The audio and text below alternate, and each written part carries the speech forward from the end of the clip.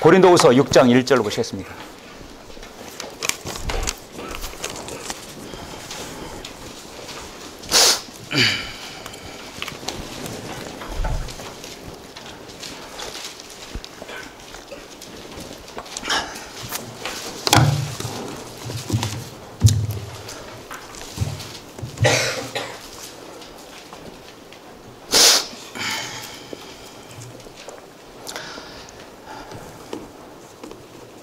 고린도후서 6장 1절로 10절 제가 봉독해 올리겠습니다.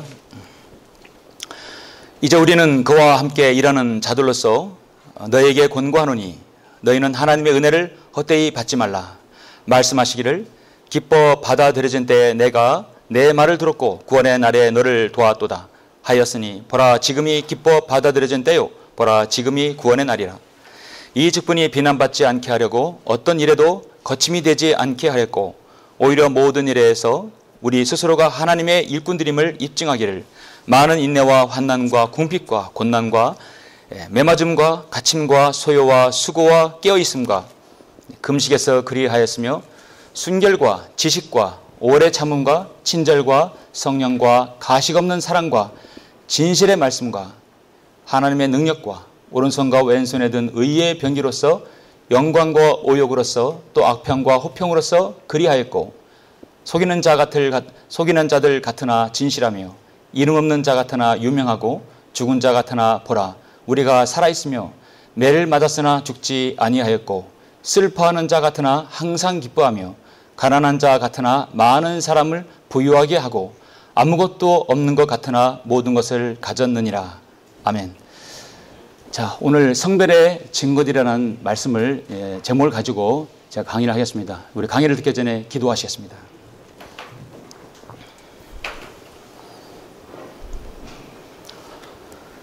은혜와 진리가 충만하신 아버지 하나님 감사를 드립니다. 저희들에게 성경대로 믿는 그리스도인이란 그 영예로운 이름을 주셔서 하나님의 말씀을 증거하고 이 땅에서 가장 가치 있고 의미로운 생애를 살 수 있도록 인도해 주심을 감사합니다. 저희들이 3박 4일 여러분 수련회를 주님의 은혜로 이제 마지막 날을 맞이하게 되었습니다.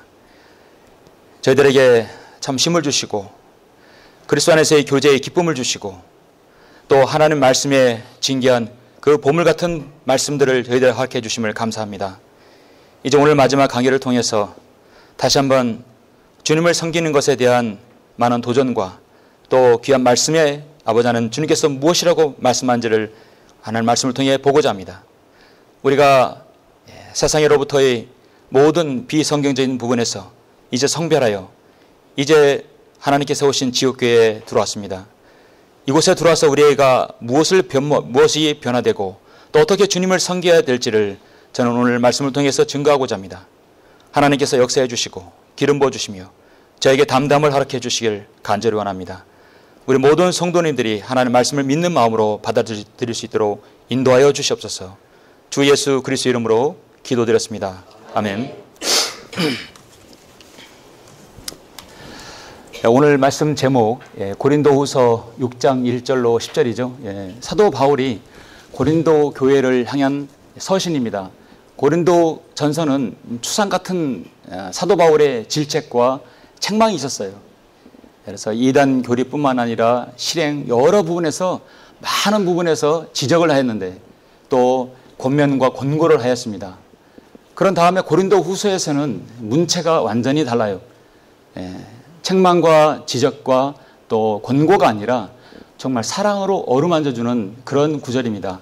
그래서 고린도 후서의 문체는 너무나 부드러워요. 여러분 부모가 자식에게 채찍을 주고 또 뭐를 주죠? 당근을 주죠. 때론 책망하면 때로 보듬어 줍니다. 좋은 부모는 책망만 하는 것이 아니라 그 자녀에게 무엇인가를 일깨워 줄 수 있도록 사랑으로 보듬어 줍니다.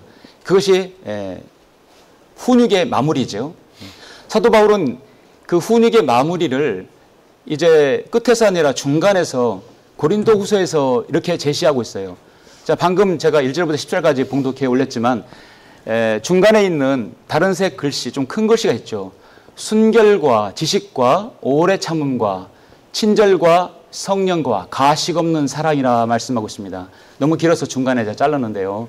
자, 우리는 그리스도 안에서 순결하고 지식이 출중하고 진리의 지식이, 그 다음 오래 참고 친절하고 성령과 가식이 없다겠습니다. 성경에서 이 성별이란 단어가 신약성경에서 아주 많이 나올 것 같죠. 그런데 딱 2번 나와요. 로마서 1장 1절하고 히브리서 7장 25절 27절에서 한 번 나옵니다. 저는 많이 나올 줄 알았어요. 저도. 성별, 참으로 중요한 단어죠. 무엇인가로부터 separation, 분리를 한 거예요. 분리. 자, 여러분은 어디에서 분리를 하셨습니까? 여러분은 카톨릭에서 분리하신 분 계시고, 여러분은 불교 신자였다가, 아니면 제도권교회, 장로교, 아니면 은사주의, 아니면 뭐 여러 부분이 있었죠. 저는 장로교 칼빈주의에서 오랫동안 30년 이상 있었어요. 늘상 저에게는 구원의 영원한 보장이 흔들렸고, 그것이 늘 나는 택함 받았는가에 대해서 생각하고 있었어요. 그래서 여러분 각자가 성별하셨어요. 그곳으로부터. 자, 여러분 성별을 하셨으면 무엇인가 사실 증거가 있어요. 그 증거가 무엇인가? 학교를 초등학교 1학년 가면 1, 2, 3, 4, 5, 6 하고 또 중학교 1, 2, 3, 또 고등학교 3학년 한 다음에 비로소 성인이 된다고 해서 대학에 들어가죠. 세상의 교육도 16년 정도는, 12년 정도는 배워야 어떤 고등학문에 들어갈 수 있어요. 자, 여러분이 세상으로부터, 어떤 교회로부터 비성경적인부터 성별을 하셔서 이 자리에 오셨어요. 자, 어떤 분은 1년이 되고, 어떤 분은 3년, 어떤 분은 5년, 어떤 분은 10년, 어떤 분은 20년도 될 수 있습니다. 그런데 그 이후에 여러분의 생활의 변화와 성도들의 교제의 변화와 섬김의 변화가 계속해서 진보되고 있느냐, 발전되고 있느냐, 한번 곰곰이 여러분 한번 생각해 보세요. 성경도민의 교회 여러분은 3년이 됐으면 3년 된 만큼 성숙해야 돼요. 그렇죠? 5년 됐으면 5년 된 것만큼 성숙해야 돼요. 성숙이 보입니까? 안 보여요. 그러나 그 사람의 말과 행동으로 드러나는 것이에요. 목회를 17년 하니까 이제는 성도가 어느 정도 시간 되면 변하겠다는 감이 잡혀요. 그러나 제가 당사자에게 그런 말을 하지 않죠. 하나님께서는 그러나 간절히 원하신다. 목회자 이상으로 여러분 안에 성령님께서 원하시고 하나님께서 원하신다는 것이죠. 분명히 증거들이 있어요. 10년이 되고 5년이 됐는데 변함이 없다. 믿음과 섬김 변함이 없다는 것은 처음에 여러분이 첫날에 빙인주 목사님 통해서 그리스도인의 정체성, 역사를 통해서 나는 하나님부터 성별된 그리스도인, 제침내교도, 왈덴시안, 도나티스트라는 사실이에요. 그리고 나서 교리도 어제 보았듯이 확실히 구별된 교리를 여러분이 가지고 있어요. 정체성이 있고 교리를 가지고 있고 그 다음에 뭐죠? 그러면 뭐죠? 여러분의 섬김이 드러나는 것이 눈에 보여야 된다 이거죠. 보이고 듣고 저 정도는 정말 성별해서 사람이 다르구나. 정체성이 있고 교리가 있는데 여기서는 행위가 맹탕이라면 무엇인가 문제 있다는 거죠. 그래서 이번 여름 수련회는 중요한 것이에요. 역사가 있고 교리가 있으면 여러분은 뭐겠냐? 바로 행위가 증거가 있어야 된다는 얘기죠. 증거가 있어야 되는. 증거가 있어야 돼요. 갑자기 왜 폐신문제가 나오냐? 요즘 경제가 어렵죠. 그래서 대구도 그렇지만 천안도 보면은 먹고 살기 어려운 우리 어르신들 보면 쪽박촌에 살면서 뭐라도 하나 더 벌라고 구루마 끌고 신문지 주소러 다니는 거 보셨죠? 주위에 있죠. 저희도 주위에 있어요. 그래서 그분들은 저 폐신문지 1kg 주워서 110원을 벌려고 떼양패서 돌아갑니다. 박스는 사실 몰랐어요. 몰랐는데 찾아보니까 나오더라고요. 박스는 1kg에 30원, 40원. 진짜 비쌀 때는 50원. 근데 요즘엔 경기가 안 좋으면 중국에서는 안 들어오면 뭐 10원, 20원 돼요. 아무리만 해도 합리화가 해도 안 되는 거예요. 경제가 어려우니까. 알루미늄은 그나마 좀 비싸요. 1,100원을 받아요. 그러니까 쓰레기를 뒤져서 알루미늄을 주워요. 그런데 정말 신만이가 신받다 할 때 동네 할아버지가 신받다는 게 뭔지 아십니까? 뭐를 주스면 신받겠어요? 쇳덩어리요? 안 비싸요. 안 비싸요. 가장 비싼 게 무엇이 아십니까? 주술 때? 동이에요, 동. 황동. 황동은 1kg만 되면 6,000원에 돼요. 묵직하다 하면 4kg면 6, 4, 24, 24,000원. 그거 좀 무겁다 5kg면 6, 30, 3만 원. 3만 원 주는 것이에요. 예. 이 길거리 그런 분들이 정말 그래서 남의 전섬 딸락하고 뭐 해서 가는 것이 그 안에 동이 있기 때문에 그 생활 속에서 동은 굉장히 가치가 있고 많이 씁니다. 금속인 이런 악기도 쓰이고 그 다음에 이런 종도 쓰이고 상당히 가치 있겠어요. 그래서 이 금은 뭐 금과 은과 그런 그 보석이지만 돌아다니는 주술 수 있는 가장 비싼 것은 사실 황동이에요. 황동. 제가 뭐를 정리하려고 많은 양이 그 폐지라든지 재활용이 나왔어요. 이걸 그냥 놓으면은 안 될 것 같아서 하루는 시간에 돼서 차에다 싣고 제가 고물상에 갔어요. 고물상에 갔는데 몇 년 전인데 고물상에 갔더니 사람들이 막 해서 할아버지들이 한약가하고 엎고 그 몇천 원 받아 가져가는 거예요. 그런데 어떤 할아버지가 기분이 좋아가지고 막 오더라고요. 예. 그래서 니아가에서 하나를 꺼내더라고요. 사장님한테 사장님 나 오늘 뭐 하나 주셨다고. 아주 묵직한 걸 줬다고. 그 주신 게 뭐냐? 이런 황동 접시였어요. 황동 접시. 보니까 묵직했더라고요. 묵직하고 이 황동 접시가 이런 때와 비, 흙 막 섞여 있어가지고 이거보다 사진을 못 찍었으니까 이거보다 훨씬 더 검해요. 묵직해요. 그래서 바쁜데 빨리 이거 좀 값을 매기라고. 그럼 어디 올려놔야 돼요? 저울에 올려놓는 거예요. 저울에 올려놓는 거예요. 저울 딱 올려놓는데 묵직해. 제가 봐도 묵직하더라고요. 바쁜데 빨리 와서 계산하자고.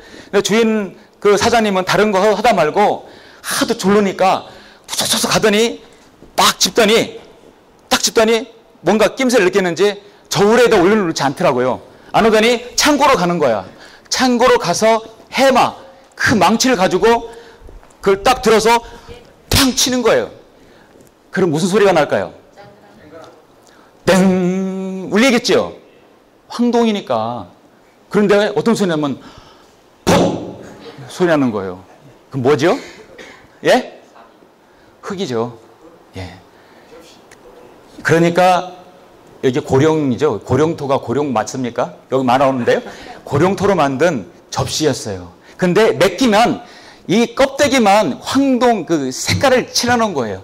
한마디로 무늬만 황동이고 속은 흙이에요. 그러니까 이 주인은 딱 알아요. 이게 전문가잖아요. 딱 보면 이게 진짜인지 가짜인지 알아. 딱 들어보더니 그러더니 망치로 가서도 탁 쳐서 퍽 하더니 두세 동광이 딱 절단 나는 겁니다. 황동은 아무리 쳐도 절단이 안 나요. 구부러지면 구부러지지. 또 소리도 틀려요. 진짜는 다르다. 무늬만 황동일 뿐이지. 제가 왜 이 말씀을 드리냐면 여러분 어디 나가서 그리스도인이라고 하죠. 어디 나가서도 나는 그리스도인이다. 그러면 거기에 대한 증거가 나와야 돼요. 그리스도인인데 세상 사람들이 하는 거 똑같이 그 예를 들어서 저는 하지 않습니다. 예가 너무 많기 때문에. 그러나 세상 사람들은 별다른 표식이 없다. 그러면 여러분은 무늬만 황동이고 퍽 소리 나듯이 그런 존재가 되는 거예요. 그리스도인은 무언가 다르다. 예. 과연 여러분이 성별했을 때 성별한 다음에 이쪽으로 와서 여러분 뭔가 변화가 돼야 되는데 아무런 변화가 없다. 저보다 여러분이 잘 알아요. 그리고 마귀가 알아요. 그리고 하나님께서 아셔요. 우리는 그냥 드러난 증거로 몇 가지를 판단할 수 있지만 성도가 서로. 그러나 진정으로 자신이 알고 마귀가 알고 하나님이 안다는 얘기죠. 예. 그래서 여러분이 정체성이 역사가 있고 교리가 있고 증거가 있어야만이 진정한 그 사람을 통해서 무엇인가 저 사람 진짜 그리스도인이구나. 내가 좀 먼저 보여야겠다. 그런 사람 그렇게 마음을 먹는 것이에요. 그렇죠. 예. 그렇다면 하나님께서는 여러분에게 증거를 가지고 있으려면 몇 가지를 가지고 있어야 되는데 자, 제가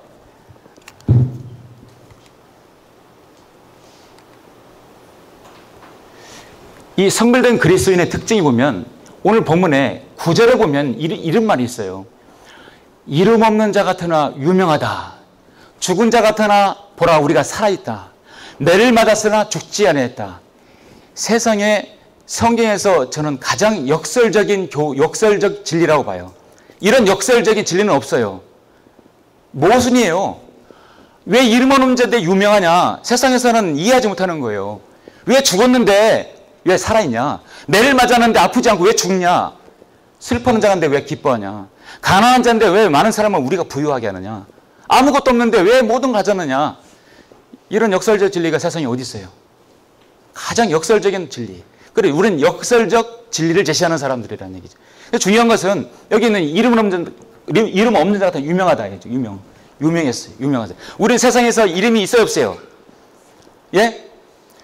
여러분, 이름이 세상에서 사람이 많이 알려졌습니까? 알려지고 싶은 사람은 정치인들, 사회 봉사하는 사람들, 그 다음에 뭐 자선사업가라든지, 특히 유명 연예인은 자신의 이름을 내어서 뭐를 먹고 살아요?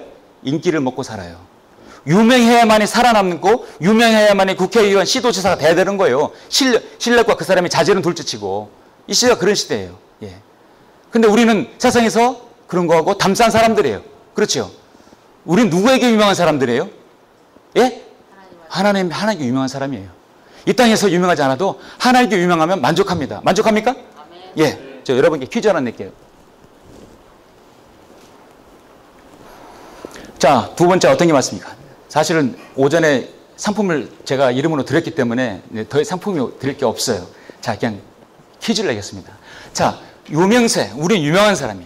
자, 유명세를 떨치다 있고 바른말 고운말 퀴즈예요. 유명세를 떨치다 유명세, 자, 잠시만요. 유명세를입니다. 유명세를 치르다. 자, 유명세를 떨치다 맞다고 생각하는 사람 손 들어보세요. 유명세를 떨치다.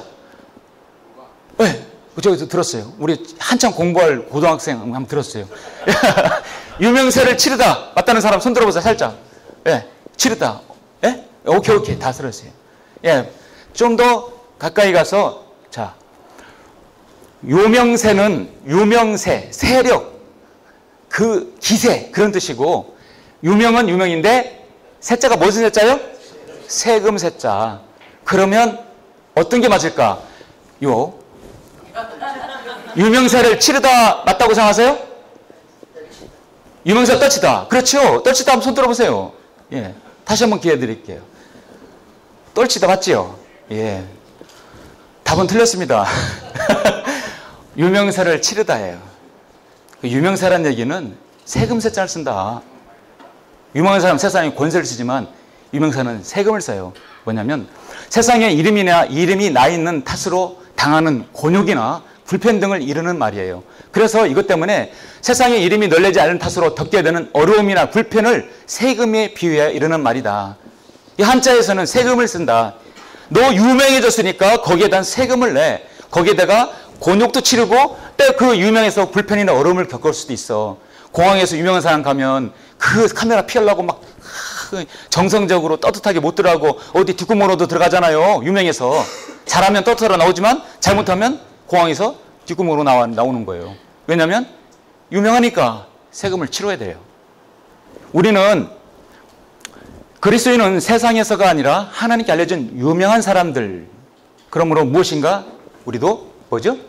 대가를 지불해야 돼요. 여러분 세상에서는 유명하지 않아서 유명세는 필요 없어요. 그러나 하나님께 유명하기 때문에 여러분이 무엇인가 세금을 내야 됩니다.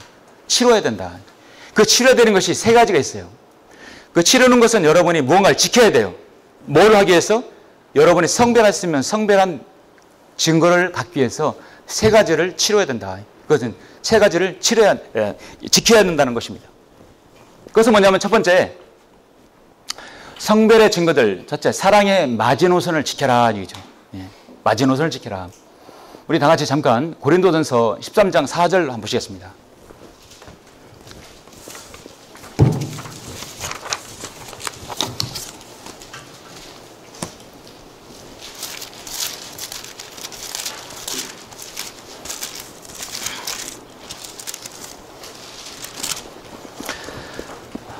고린도전서 13장은 여러분이 잘 아시는 사랑장이죠. 예, 사랑장 모르는 사람. 이거는 구원받지 않은 세상 사람도 사랑은 오래 참고 언제나 이런 노래도 하고 다 알아요. 우리가 제도권 교회에서도 성별하기 전에도 이거 너무나 잘하고 있었어요. 그런데 여러분이 정말 성별하고 나서 다시 한번 새롭게 봐야 할 말씀이 이 말씀이에요. 1절부터 원래 3절은 사랑의 중요성에 대해서 제시하고 있어요. 사랑이 없으면 어떻게 된다. 사랑이 없으면 아무것도 아니다. 사랑이 없으면 아니다. 그러니 사랑이 얼마나 중요하냐 중요성을 제시하고 있어요. 1절부터 보시면 제가 이제 4절 7절이지만 1절부터 보시죠. 내가 사람들과 천사들의 방언들로 말한다 해도 사랑이 없으면 소리를 내는 노시나 시끄러운 꽹과리가 되고 내가 예언의 은사가 있어 모든 신비와 모든 지식을 알고 또 산을 옮길 만한 모든 믿음이 있다 해도 사랑이 없으면 나는 아무것도 아니에요. 사랑이 없으면 아무것도 아니에요. 중요하다는 얘기죠. 또 내가 내 모든 소유를 주어 가난한 사람을 구제하고 내 몸을 불사르게 내어준다 해도 사랑이 없으면 내게 아무 유익이 없느니라. 그래서 사랑이 없다면 어떻게 된다는 걸 알려주는 거예요. 사랑이 너무 중요하다는 얘기시죠. 그러면 4절부터 7절은 무엇이냐? 그것이 제가 여러분에게 말씀드리는 사랑의 마지노선이다. 제가 명명을 했어요. 이름을 줬어요. 사랑의 마지노선이다. 여러분이 이제 정치하는 사람들을 보면은 선거철에 보면 이제 막 격전지에서 자신의 이렇게 지지율이 떨어지면 이게 우리의 마지막 마지노선이다. 그런 말 하지요.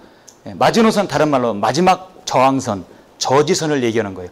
이 선 넘어가면 이거 점령당하면 끝이다는 거예요. 선거전에서 많이 쓰고 전쟁에서도 많이 씁니다. 그런데 이제 사랑에 대한 중요성을 잠깐 한번 보면 자 한번 보시죠. 1936년 먼저 이걸 먼저 보여드리겠습니다.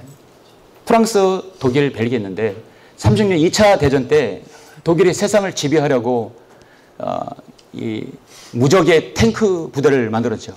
그래서 계속 탱크로 진입했었어요. 근데 프랑스하고 이 독일하고는 인접한 경계로서 독일이 탱크를 밀려오면 프랑스는 끝장이에요. 옆에 벨기에가 있지만. 그래서 앙드레 마지노라는 국방장군의 이름이에요. 마지노라는 이름이. 근데 그 사람이 여기다가 마지노, 자신의 이름을 따서 마지노선이라는 방어 진지를 구축했어요. 그래서 이 방어 진지를 구축해서 어떤 전차가 못 넘어오게 했습니다. 그 전차라도 한 번 넘어오면 그냥 그 전차는 모두 폭파당하고 말아요. 얼만큼 이 마지노선을 무려 730km가 되는 이 능선에다가 여기다가 경계에다가 요새를 만들었어요. 결과적으로 보면 너무나 이 전차들이 가지를 못하니까 독일이 나중에 이 아덴숲 지역을 통과해서 벨기에를 통해서 프랑스를 파괴시켰어요. 이게 그래서 마지노선의 역사적인 것인데 이 마지노선이 프랑스와 독일 이 경계에다가 이렇게 지하 벙커를 만들었어요. 여기에 병원도 있고 영화관도 있고 쉴 수 있는 곳. 그래서 지하 요새를 730km로 했다는 얘기죠. 그래서 터널을 만들어서 요새를 진지했어요. 그래서 여기에서 계속 포탄이 날아오고 이것이 또 쑥 들어갑니다. 싹 들어가서 탱크가 나올 때 딱 지나갈 때 그대로 튀어나와서 그 위에 폭격을 가하는 것입니다. 그래서 국방부 장관 앙드레 마지노라는 사람이 그 마지노선을 만들어서 저지를 시켰다는 것입니다. 그래서 마지막 저지선이라는 이름으로 알려집니다. 그래서 이제 마지노선이 안 되니까 독일이 이쪽으로 넘어와서 결국은 프랑스를 공격했죠. 성경에 보면요, 사랑이란 마지노선에서 사랑의 중요성을 시간이 없으니까 제시만 하겠습니다. 데살로니가전서에서 5장 8절은 사랑의 흉배라고 했어요. 흉배가 뭡니까? 전쟁에서 흉배는 내 가슴, 심장을 보호하는 곳이에요.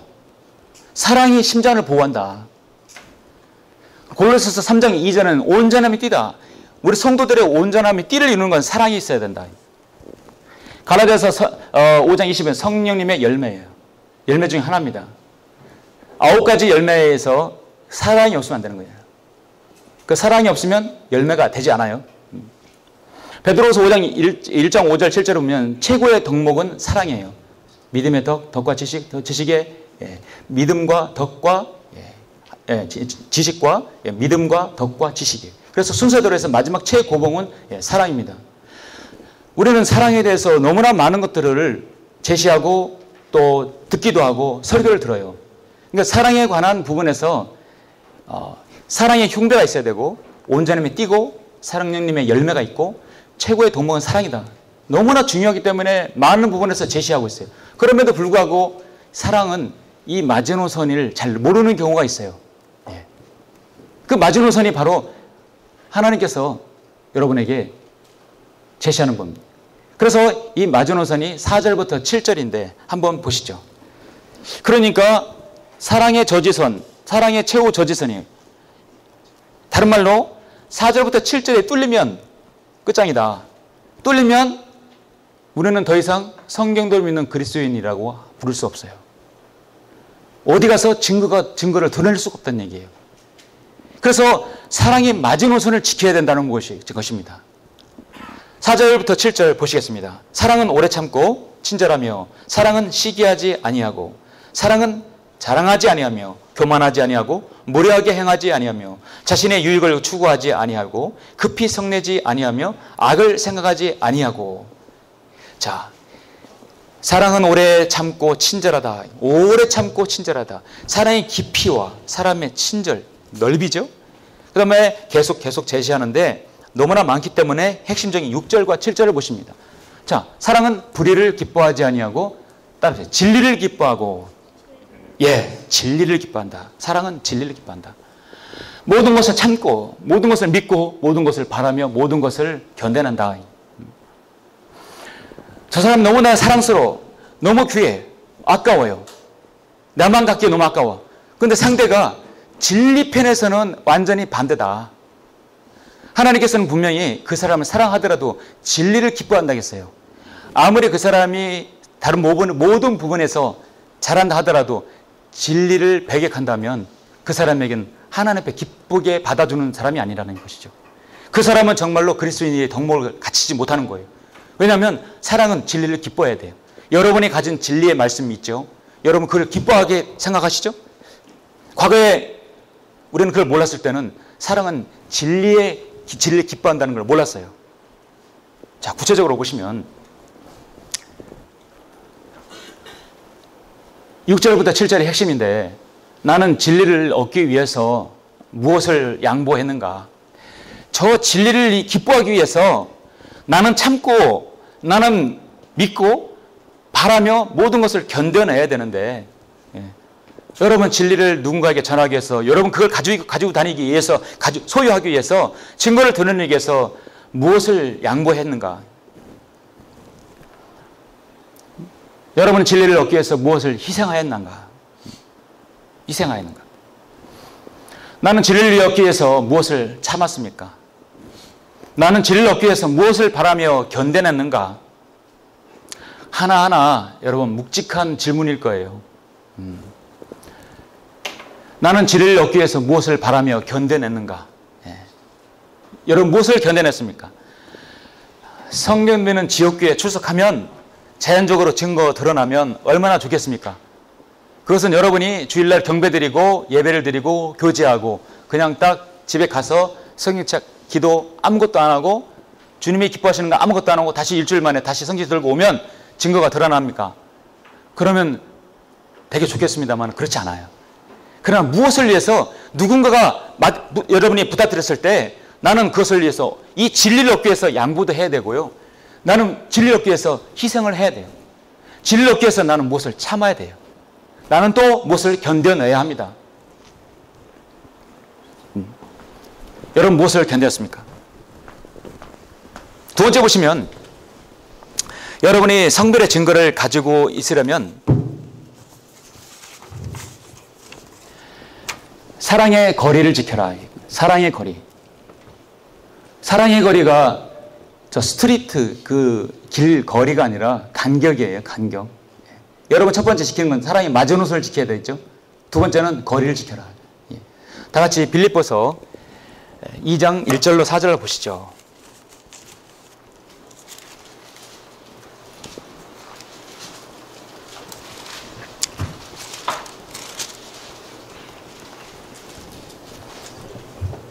(2장 1절로 4절)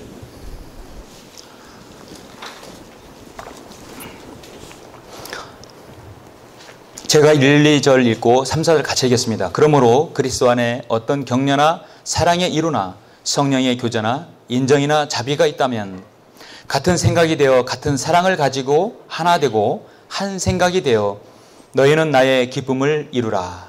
너희는 나의 기쁨을 이루라. 자, 더 중요합니다. 3절, 4절 우리 다 같이 읽겠습니다. 시작. 어떤 일도 다툼이나 허영을 따라서 하지 말고 오직 생각의 겸손함으로 남을 자신들보다 존중하고 각자 자기 일만 돌보지 말고 남의 일도 돌아보라. 정말 이 말씀처럼 실행하기가 어려워요. 저는 제가 이렇게 성경대로 믿는 그리스도인으로 성별하고 나서 가장 실천하기 어려운 말씀이 신약 성경에서 구약은 율법이니까 성경 전체에서 저는 빌립보서 2장 1절부터 4절이라고 생각합니다. 가장 저지하고 지키기 힘든 선인 사랑의 자기지만 그리고 실제적으로 우리가 이 사랑의 간격을 유지하기 위해서는 반드시 2장 1절부터 4절 특히 3, 4절을 지켜야 한다는 것이죠. 지키기 힘들다는 얘기는 그만큼 어렵다는 얘기예요. 그만큼 마귀의 공격이 있다는 얘기예요. 참으로 어렵습니다. 예. 사랑의 거리는 존중하는 거고요. 그 다음에 배려하는 겁니다. 자, 여름에 시원하게 뻗친 저 철길 위에서 한번 쫙 해서 동해안으로 한번 가고 싶지 않으세요? 가고 싶죠? 예. 어렸을 때 제 고향은 장항입니다. 장항선의 마지막 종착역이에요. 그래서 늘 학교 갔다 오면 제가 놀 때는 기차길밖에 없었어요. 기찻길에서 왔다 갔다 하고 오래된 폐기차에서 객차에서 숨바꼭질했던 기억이 납니다. 그래서 철길은 저에게 참으로 어린 시절의 추억을 생각하게 해요. 저렇게 오래된 철길 그대로 있죠? 어떤 데는 그대로 있어요. 그래서 갈 때 저렇게 올라가기도 하고 왔다 갔다 하게 됩니다. 자, 기차는 이렇게 가든 저렇게 가든 뭐죠? 중요한 건 간격이 같아요? 틀려요? 간격이 같아요. 이걸 간격을 쾌간이라고 합니다. 두 철로 사이의 간격이죠. 1.435m. 센질은 1435m. 전 세계의 모든 기차의 중진국 이상의 OECD 국가 중에 대부분은 이 철길의 이 쾌간의 거리가 같아요. 그래서 어디 철로를 수입해 와도 쾌간 거리가 같기 때문에 그 위에 올려놓을 수 있는 것입니다. 그래서 거의 공통적인 것이에요. 1.435m는 어딜 가도 마찬가지입니다. 만약에 이 철길이 이렇게 해서 산길이 비탈길 이렇게 굽이 이렇게 커브를 할 때는 바깥선이 올라갈까요? 내려갈까요? 올라가겠죠. 그래서 이렇게 꼬불꼬불 우리도 오늘 계곡 갔다 올 때 이렇게 코너링 돌 때 보면 바깥 차선이 어땠어요? 약간 높죠? 다시 이쪽으로 높아요. 중요한 것은 철길은 아무리 굽이 해도 서로 만나지 않는다. 이렇게 굽이 쳐도 이것이 서로 부딪히지 않아요. 만날 수가 없어요. 평생을 가도 만나지 못합니다. 백두산에서 이쪽으로 저기 남해안까지 아무리 뚫려도 그 길이 뭐라도 절대 멀리서 볼 때는 만남같이 보이지만 가까이서 가보면 절대 만날 수가 없어요. 그래서 저는 빌립보서 2장 1절로 4절의 말씀을 지키면 가장 중요한 것은 이 사랑의 거리를 여러분 지켜야 된다는 것이죠. 이 거리를 지키면 여러분은 90% 성경도의 그리스도인의 성별한 것의 증거가 드러난다는 것이죠. 그 증거는 그리스도인의 행위, 그래서 믿음의 행위예요. 여기 오늘 2장 3절, 4절 보시면 가장 중요한 핵심적인 단어는 저는 존중과 배려라고 봅니다. 그래서 존중하는 마음, 배려하는 마음만 있으면 1절부터 4절은 특히 3, 4절은 여러분이 거의 실행한다고 봐요. 여러 가지를 얘기하면 이해 못할 수도 있어요. 그래서 오늘 딱 두 가지만 사랑의 거리, 그 거리를 지키라고 한다면 존중과 배려. 자, 여러분은 존중과 배려를 어떻게 구분 짓습니까? 존중과 배려. 그 말이 그 말 같죠? 예. 존중은 제가 판단할 때 경험상 지금까지 존중은 첫 번째 동정이 아니다. 아우, 불쌍해. 아우, 불쌍해. 내가 이해해줄게. 이게 아니다.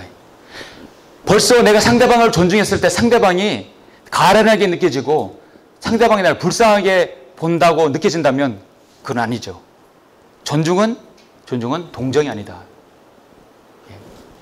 존중은 뭐죠? 지배가 아니다. 괜찮아. 내가 있잖아. 걱정 마. 나만 따라와. 지배하는 듯하는 말. 성도의 교제에는 절대 지배가 있어서는 안 돼요. 동정도 있어서는 안 돼요. 존중은 뭐냐면 불의한 일에 동조하지 않는다는 것이고, 존중은 상대의 가치를 인정한다. 가장 중요한 거 4번. 상대의 가치를 인정한다. 여러분이 가정에, 여러분의 친구 중에, 여러분 아는 사람 중에 지금 제도공교회에 가 있는 사람 있죠? 그렇게 얘기해도 못 알아듣고 못 오르시는 분 계세요. 알아들어도 거기를 잘라버리지 못하고 이렇게 성별해서 과감하게 오지 못하는 분 계세요. 이해하지 못하는 분 계세요. 그렇다고 구원받지 않았다고 넌 마귀 자식이야. 그렇게 해버리면 되겠습니까? 그러면 문이 쉽게 열립니까? 나 마귀 자식이구나. 나 하나님 자녀 될래요. 그렇게 하겠습니까? 아니에요. 분명히 구원받지 못한 그 사람, 구원은 받았지만 아직 성별하지 못한 사람에도 존중할 거 있다는 얘기죠. 그거를 싸그리 다 무시해버리면 여러분은 진리를 얻지 못해요. 그 사람 얻지 못해요. 근데 과거에 우리가 이제 교회를 다닐 때 보면 성립춘례교든 어딘 여러분 성별하기 전에, 아니 여러분이 이 독립춘례교 연합으로 들어오기 전에 어떤 그 서클에 있었을 때 보면 그 상대방의 존중할 걸 존중해 줘야 돼요. 나보다 더 신앙이 깊은 부분도 있어요. 아직 진리를 몰라. 그러나 인정해 줘야 한다는 얘기죠. 인정해 줘야 돼요. 그리고 다 좋은데 내가 이 진리를 알면 더 금상첨화하겠다고 여러분이 그 존중을 해줘야 되는 것이죠. 마지막으로 존중은 상대를 내 기준으로 종용하지 않는다. 존중은 내가 이런 틀을 가지고 있어요. 이런 틀을 가지고 있어요. 이런 틀을 가지고 상대방의 이런 틀을 집어넣는 거예요. 내가 이 틀을 가지고 있으니까 너희 안에 들어와. 그럼 돼. 내 기준에 맞추는 거 아니에요. 이게 바로 존중입니다. 존중은 상대가 울 때 함께 울고 웃을 때 함께 우는다. 로마서 12장에 나오죠? 우는 자들과 함께 울고 함께 울라 했어요. 주님께서는 나사로가 죽은 지 3일 만에 가셨어요. 주님께서 가셔서 나사로를 살렸어요? 안 살렸어요? 예? 살렸죠. 나사로야 나오너라. 그래서 나왔어요. 울고 있는 마르다 마리아를 이루어 해서 나왔어요. 근데 주님은 가시자마자 어떻게 했어요? 무덤에 가서 그들을 이루어주고 함께 울었어요. 살리실 건데 왜 울었어요? 주님은 그들을 존중하기 때문에. 무엇을 존중하냐? 인간의 연약함과 나약함을 존중하기 때문에 주님은 우셨어요.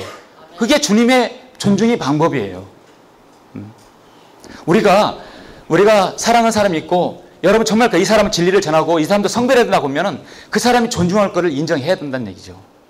그런데 모든 거 가차없이 다 무자르듯이 단칼에 베버리면 어떻게 그들을 이 진리 안에 오게 하겠습니까? 제가 경험상 그렇더라고요. 여러분 잘 알고 있는 전래동화인가요? 유서부화인가요? 나오죠? 해와 바람이 싸웠어요. 자, 내가 더 강해. 자, 그럼 우리 시험 한번 보자. 저 아래에 있는 나그네의 외투를 벗기는 사람을 이기는 것이다. 강한 바람은 저 청년에게 강하게 바람을 불게 했어요. 그래서 그 바람으로 외투를 벗기게 하는 거예요. 자신의 힘으로, 자신의 기준으로. 그러죠? 저건 뭐죠? 극히 피동적인 거예요. 피동적으로 내가 바람을 벗기겠다는 거예요. 그러죠?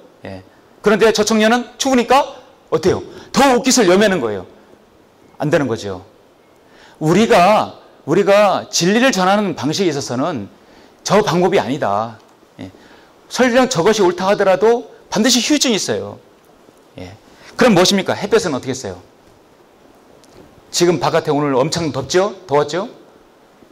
더 강하게 이글이글 뜨겁게 내리쳤을 때 외투를 입은 청년은 뭐였어요? 피동적이에요? 능동적이에요? 예? 능동적이에요. 아우 더워. 벗지 말라도 벗어요. 저게 바로 이기는 거예요. 우리가 진리를 소유했으면 칼자루는 누가 쥐고 있습니까? 예? 진리를 소유하지 못한, 구원받지 못한 그 사람이 칼자루를 가지고 있어요? 아니에요. 저와 여러분이 우리가 가지고 있어요. 칼자루 가지고 있는 사람이 그걸 밀고 당길 수 있는 거예요. 한마디로 밀당할 수 있는 주체가 바로 여러분이라는 얘기예요. 근데 그것이 피동적에서는 안 된다. 우리가 진리를 가지고 있으면 진리를 가질 만큼 그들이 스스로 일깨우고 스스로 일어날 수 있도록 해야 한다는 것이죠. 그것이 바로 사랑의 거리를 지키는 것이다. 그 다음에 그게 존중하는 것이에요. 그 다음에 배려는, 제가 여러분 드리는 말씀은, 배려는 뭐냐면, 첫 번째, 배려는 내 기준으로 상대를 정하지 않는다. 마찬가지예요. 배려는 남의 일도 돌아본다. 중요합니다. 남의 일도 돌아본다. 남의 일도. 내 일은 남의 일도 돌아본다. 아우, 내 발에 등불 먼저 뭐 꺼야 되는데 나보다 내가 급하지. 여러분 믿음 생활하면서 내가 급하지요. 저 이웃 다 다른 성도가 급합니까? 내 발에 등불부터 꺼야 돼요. 사실 그게 사람입니다. 그러나 여러분의 성숙한 성도는 뭐냐면, 일단 자신이 힘들어도 다른 사람을 돌아볼 수 있는 성도가 하나님께서 정말 기쁘게 받으신 성숙한 성도란 얘기죠. 남의 일도 돌아보는 것이에요. 배려는 상대가 알아주지 않아도 뭐예요? 개의치 않는다. 내가 뭐 형제에게 자매에게 뭐 했어요. 했는데 상대방이 그거를 몰라. 전화해서 내가 이렇게 했는데 어떻게 괜찮아? 멋있어? 무엇입니까? 옆구리 절 받으려고. 예. 배려는 뭐냐면, 상대방을 내가 이렇게 사랑을 베풀었는데 상대방이 그걸 몰라줘. 그래도 기분 나빠하지 않는 것이다. 이죠. 대단한 거예요. 근데 보통 기분 나빠하고 실망해요. 저 사람 고마움도 모른다. 주고 돌아서서 잊어버려야 돼요. 하나님께서는 여러분이 주고 잊어버려요. 기억을 안 하시는 분이에요. 배려는 역지사지의 마음이다. 입장을 바꿔놓고 생각하자. 그게 바로 사랑의 서로의 거리를 지키는 것이다. 선을 넘으면 문제가 생겨요. 항상. 선을 잘 넘어야 할 건 줄넘기밖에 없어요. 줄넘기밖에 없어요. 남녀 관계에 있어서 선을 넘으면 안 돼요. 이성 교제에 있어서 선을 넘으면 안 되고, 그리스도인도 사랑의 거리에서 선을 넘어서는 안 돼요. 너무 멀어져는 안 돼. 너무 가까워서도 안 돼. 가까우면 야자 타임으로 갈 수 있고, 그 다음에는 더해서 농담도 할 수 있고, 그 다음에는 실망하게 상대방의 아킬레스건을 거둘 수도 있어요. 괜찮아. 뭐 그 정도 가지고. 상대방은 이미 상처받았는데. 너무 멀어지면 관심이 없어져 버려요. 항상 일정한 거리가 중요합니다. 오래오래 지속돼요. 철길이 저 멀리 수십 킬로를 가도 구비구비해도 서로 만나지 않고 그 간격을 유지하는 것은 거리가 지켜지기 때문이에요. 철로 하나하나 선 해가지고 하는 사람들은 저 거리가 생명이에요. 생명. 넓어지면 어떻게 되겠어요? 기차가. 저기 동남아 어디 사고 난 거 보셨잖아요. 그냥 탈선하는 거예요. 좁아져도 탈선하는 것이에요. 그래서 얘는 서로의 관계가 그렇습니다. 과도하게 내가 농담을 많이 하거나 말이 지났다고 생각하면, 저녁을 딱 이렇게 되돌아봤을 생각한다면 거기에 대해서 한번 되돌아보고, 다음에 좀 절제해야겠다. 스스로를 돌아봐야 돼요. 이게 스스로를 자기 좌표를 찾아야 된다는 얘기죠. 그냥 생활하는 대로 말하는 대로 하고 다 덮어버리고 다음에 무슨 말인지 모르면 안 되겠죠. 그래서 얘는 자기가 무슨 말을 하고 그걸 기억을 해야 합니다. 배려는 뭐죠? 방관하지 않는다. 마찬가지입니다. 두 번째, 배려는 남의 일도 돌아본다. 돌아보면 방관하지 않겠죠. 방관하지 않아요.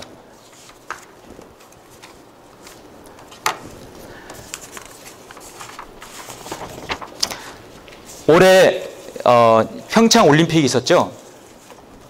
평창 올림픽에서 많은 인기 있는 종목이 있었어요. 사람들의 초관심 집중을 했던 경주가 있었어요. 여러분 왼쪽에 누구죠? 500m 스피드 스케이팅 이상화 선수죠. 가운데 사람 이름 뭔지 아세요? 고다이라 나오. 고다이라 일본 선수입니다. 원래 간호사 출신이에요. 오른쪽에 있는 사람 뭐죠? 맨 오른쪽 동메달? 몰라도 돼요. 저도 몰라요. 나는 중국 사람 관심 없습니다. 일단은 저는 일본 사람이에요. 자, 이상화 선수는 올림픽 3연패를 달성을 하겠어요. 우리나라 최초로 3연패가 4년 뒤에 또 2연패하고 또 12년 돼가지고 다시 재패하는 거예요. 자기의 아성을 12년 동안 지킨다는 게 그거는 거의 엄청난 존재입니다. 그거를 이제 따기 직전이었어요. 그런데 한 번도 금메달을 따지 못한 고다이라 나오가 도전을 한 거예요. 그런데 여러 기록으로 세계 랭킹 1위예요. 그러니까 사람들은 언론에서 막 띄우는 거예요. 막 띄우는 거예요. 세계의 대결이다. 빅매치다 하는 것이. 사실 관심이 많았죠. 3연패를 달성하느냐 그렇지 않느냐 중요한 거니까. 예.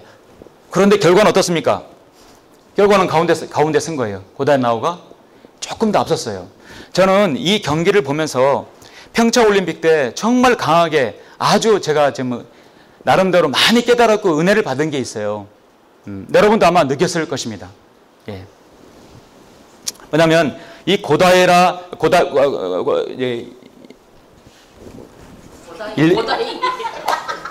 나오. 예, 일본말이 받침이 없어가지고 예, 맥도날드를 맥도나르도라고 하잖아요. 그죠? 받침이 없어요. 받침이 다 펴지니까 받침이. 고다이라 나오는 아주 심성이 좋고 정말 예, 심성이 되게 배려가 있는 성도, 예, 배려가 있는 선수다. 예. 이 고다이라는 정말 훌륭한 선수예요. 심성이 좋아. 마지막으로 딱 피니시를 했을 때 고다이라 나오가 한 제스처는 뭐냐? 36.94 신기록이었어요. 그리고 금메달 땄어요. 그리고 그가 즉각적으로 한 행동은 뭐냐?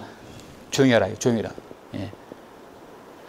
일본 응원단들이 막 환호성을 쳤어요. 3연패를 저지해서 자신들이 금메달을 땄기 때문에. 근데 조용하라는 얘기예요.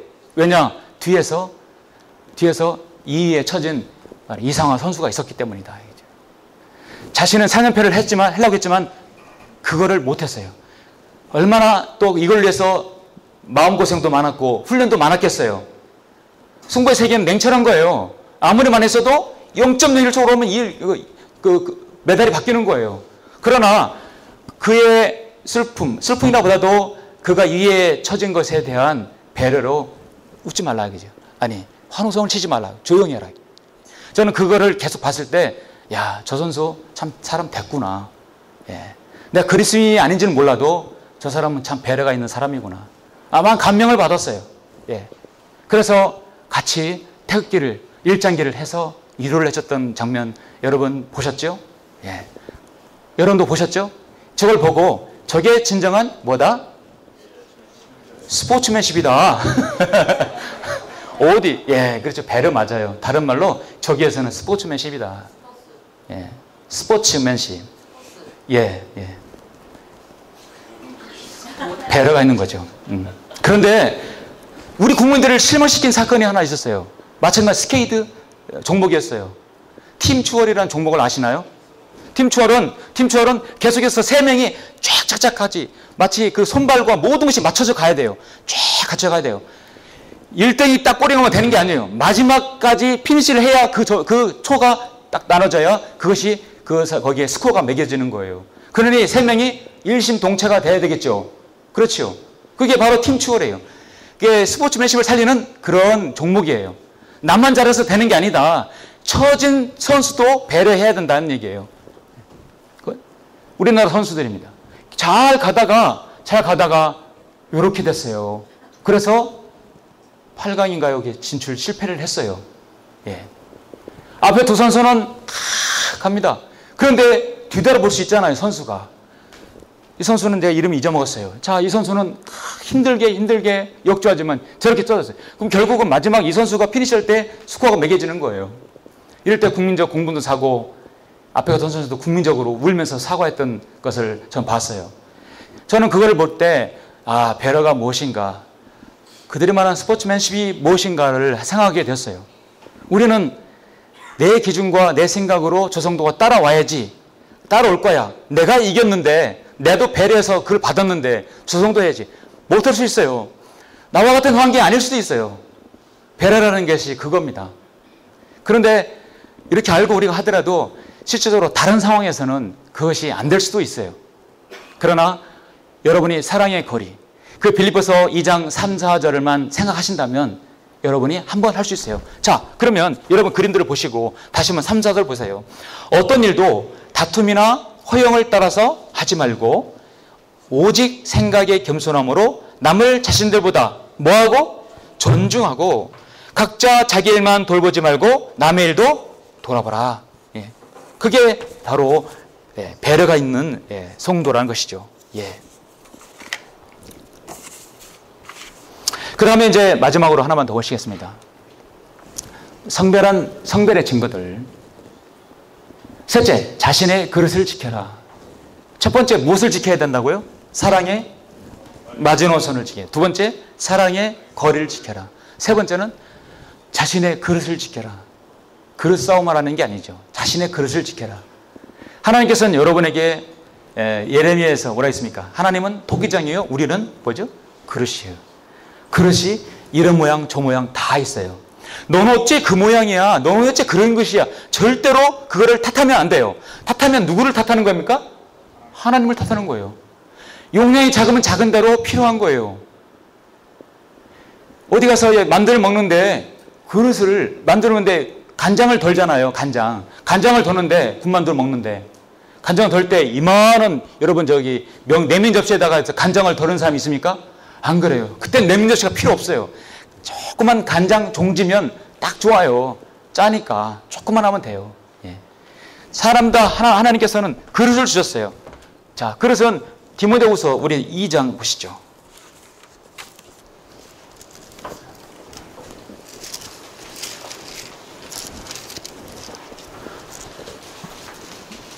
디모데후서 2장 20절, 21절. 큰 집에는 금과 은으로 만든 그릇들 뿐만 아니라 나무와 지그노룩으로 만든 그릇들도 있어 어떤 것들은 귀히 여기고 어떤 것들은 천히 여기느니라.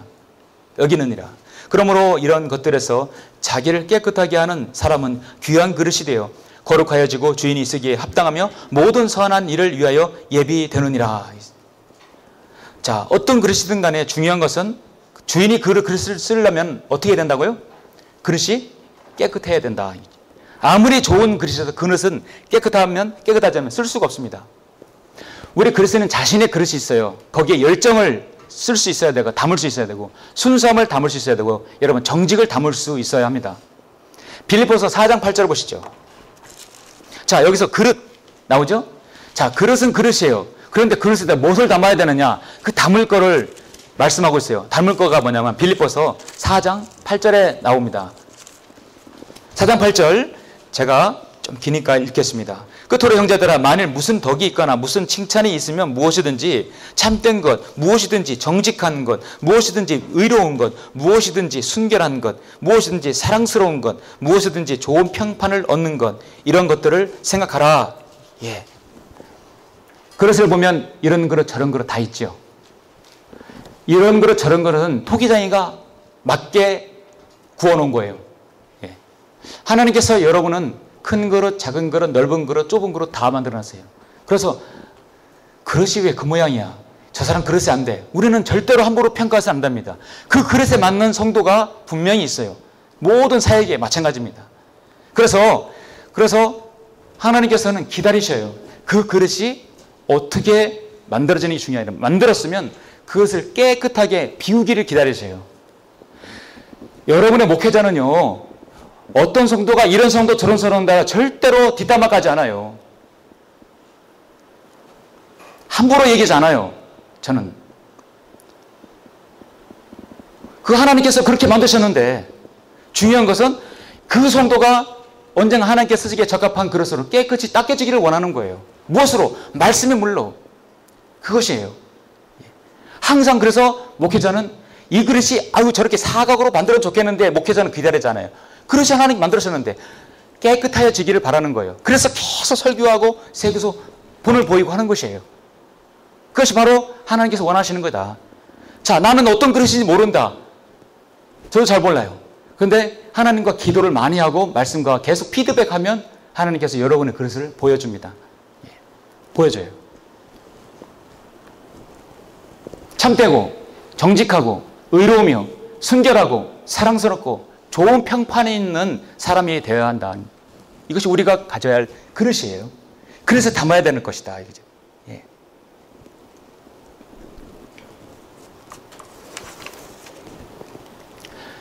이제 말씀을 결론을 맺겠습니다. 자, 우리가 지켜야 될 것. 내가 성별한 역사가 성경도 믿는 그 정통성이 있는 여러분 그 역사를 가지고 있어요. 우리의 정체성이 있어요. 그리고 바른 교리가 있어요. 그러면 바른 정체성, 교리가 있다면 난 무엇인가 하나님 보시기에 증거가 드러나야 한다. 그 증거로 여러분을 보고 다른 사람이 진리 믿고 예수 그리스도를 믿고 구원받는 거예요. 그렇다면 세 가지가 있어야 하는데 사랑의 마지노선, 여러분 최후 저항선을 지켜야 되는데 진리만 빼고 다 양보하라. 두 번째, 사랑의 거리를 철저하게 잘 지켜라. 선을 넘지 말고 지켜라. 마지막으로 세 번째는 열정과 정직과 순수함을 여러분 안에 간직하라. 성별의 증거들 결론은 주님만을 각인하라는 얘기죠. 이제 각인해야 된다. 자, 저도 그렇고요. 여러분 중에 중요한 이런 경험들이 있을 것이에요. 제가 교회를 갔어요. 중학교 3학년 때 어렸을 때 교회 갔지만 학창시절에 가든 여러분 중고등 때 가든 대학 때 가든 성년회 때 가든 여러분이 예수 그리스도를 정말 믿고 구원받았어요. 예, 과거에 구원받았어요. 받았을 때 여러분과 같이 가까이 있는 여러분 위에 뭐 집사님이나 동료분이 있을 거예요. 나보다 훨씬 더 먼저 와 있고 훌륭한 믿음이라고 생각했던 그 사람들이 있을 거예요. 그렇죠? 예. 항상 내가 저 사람을 본을 따르겠다. 내가 저 사람을 보기에 따겠다. 나도 저렇게 섬겨야겠다는 도전을 받는 사람이 있을 거예요. 여러분이 성별에서 와도 보니까 나보다 먼저 하는 사람이 있네. 목회자 말고요. 예. 목회자를 볼 수 있죠. 그러나 다른 성도를 볼 수 있어요. 근데 그래서 자신의 믿음이 그 사람의 나의 스탠다드가 될 수도 있어요. 내가 저 정도만 돼야겠다. 도전을 받는 경우, 야, 어떻게 저렇게 섬김을 할 수 있을까? 대단하다. 예. 그러니까 처음에 자리에 교회에 들어오거나 처음에 믿음 생활을 시작했을 때 자신이 처음에 각인되는 사람이 있어요. 근데 그 각인된 사람이 어느 날 나에게 상당히 실망스러운 말과 행동을 했을 때는 내 믿음이 깨질까 안 깨질까요? 예? 깨지 안 깨져요? 깨지죠. 깨지면 믿음 생활을 계속 해야 돼, 안 해야 돼요? 하지 말아야 되겠죠. 해야 돼요? 해야 돼요. 왜냐하면 그 사람은 각인이 그 사람이 됐다 해도 결국은 주님만을 바라봐야 되는 겁니다. 맞습니까? 그래서 누군가를 각인했다면 그 각인은 누구만을요? 주님만을 각인해야 돼요. 그 사람도 주님을 섬기면 내가 믿음을 따라갈 부분이 있지만 저 사람도 항상 인간일지라도 실수가 있을 것이에요.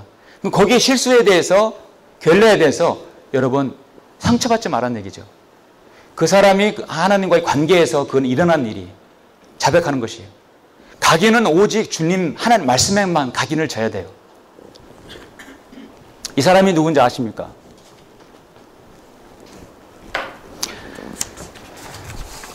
저도 몰랐죠. 이 사람은 거의와 친한 사람인 것 같아요. 그렇죠? 이 사람은 콘라드 로렌츠, 발음이 잘 안 되죠. 콘라드 로렌츠, 어떤 로렌츠라는 박사입니다. 오스트리아 태생의 생태학자입니다. 이 사람은 노벨 생리의학상을 1973년에 받았어요. 동물 행동학에 관한 최고의 권위자입니다. 근데 이 사람이 연구 중에 가장 유명한 연구가 뭐냐면 각인에 대한 연구예요. 각인, 인프린팅이다라는 거죠. 각인, 인상 찍히기, 우리는 말로 인상 찍히기, 인프린팅. 새들과 포유 동물들이 부화할 때 또는 태어날 때 가장 처음 본 움직이는 물체를 따르고 그 물체에 애착하게 되는 습성을 바로 각인이라고 합니다. 거인은 가축으로 하기가 쉽지 않아요. 거인은 보통 야생 남획이잖아요. 청동물이든 막 나는 것들 마찬가지예요. 그리고 거인은 군집에서 다 이게 상당히 컨트롤하기가 어렵습니다. 그래서 중국 사람들은 거위를 이런 말이 있어요. 거위를 가축으로 만들려면 방법이 하나 있다. 그 알을 부화하기 전에 알을 닭장 속에 해서 부화시켜라. 그러면 그 거위는 자기가 태어나도 닭인 줄 알아요. 내가 처음 본 그 닭이 자기 어미인 줄 알고 닭처럼 행동하고 닭처럼 살아요. 그러면 가축이 된다는 것이에요. 예. 알을 까는 모든 이 생물은요, 처음에 딱 알에서 깨어났을 때 본 것이 자신의 어미예요. 그래서 거위를 기르는 사람들은 부화할 때 막대기를 가장 먼저 보여줘요. 막대기가 이제 어미인 줄 알아요. 그러면 막대기만 들고 다니는, 막대기만 쫓아다니는 거예요. 그래서 이 동물 생태학을 연구해서 각인을 발견한 사람이 콜라드 로렌츠라는 사람입니다. 그래서 처음 본 물체를 따르고 그 물체에 애착하는 습성을 가져요.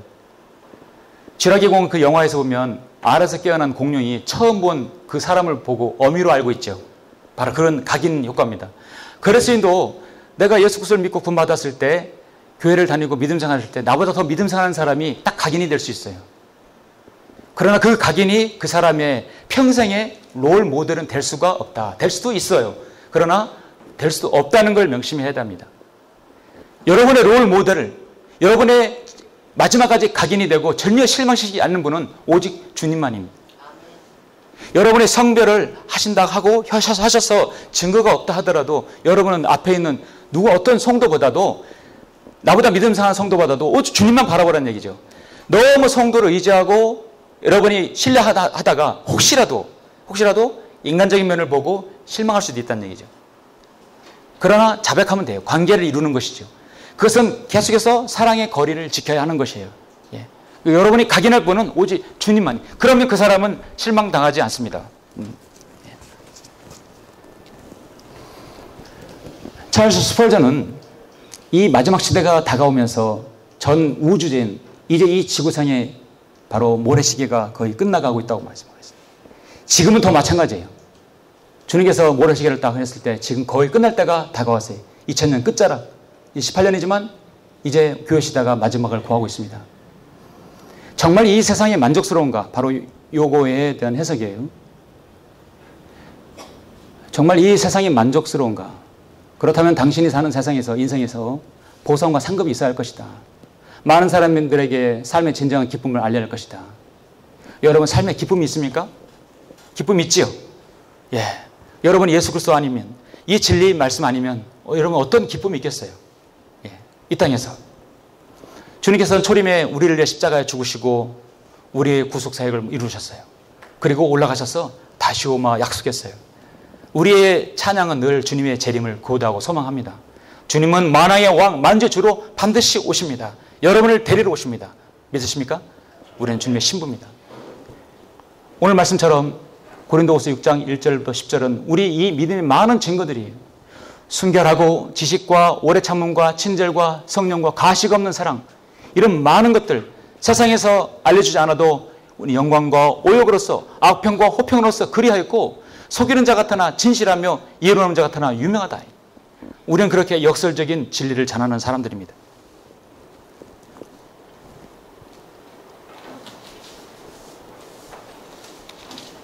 예. 자, 마지막 화면만 떼어주십시오. 예.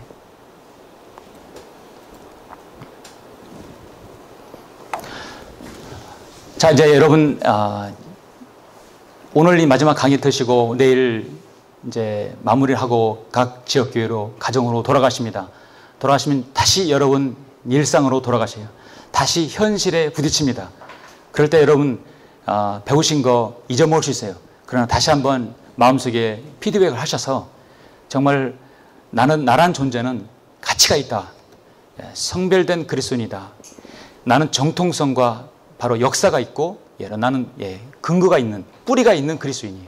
그리고 바른 교리를 가지고 있고 내가 바른 실행으로 주님을 섬기겠다. 그런 마음을 가지시길 원합니다.